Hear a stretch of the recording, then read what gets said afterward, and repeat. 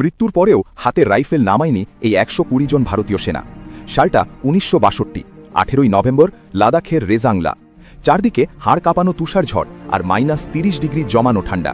এই নরকের মতো পরিবেশে পাহারায় ছিলেন মেজর শয়তান সিং এবং তার মাত্র ১২০ জন জওয়ান।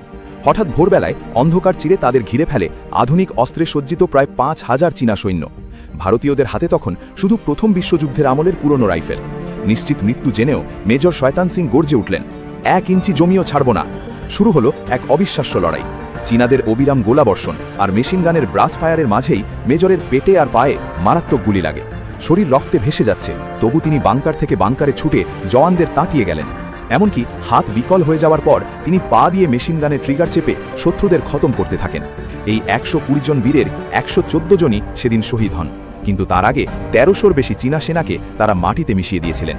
৩ মাস পর বরফ গললে যখন উদ্ধারকারীরা পৌঁছায়, তারা দেখে এক গায়ে কাঁটা দেওয়া দৃশ্য। শহীদ জওয়ানরা বরফে জমে পাথর হয়ে গেছেন, কিন্তু তাদের আঙুল তখনও রাইফেলের ট্রিগারে শক্ত করে চেপে বসে আছে।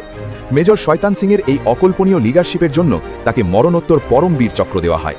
আমাদের দেশের এই রিয়েল লাইফ হিরোদের সম্মান জানাতে ভিডিওটিতে একটি লাইক দিন, আর এমন অজানা ইতিহাস রোজ শুনতে চ্যানেলটি সাবস্ক্রাইব করুন। জয় হিন্দ।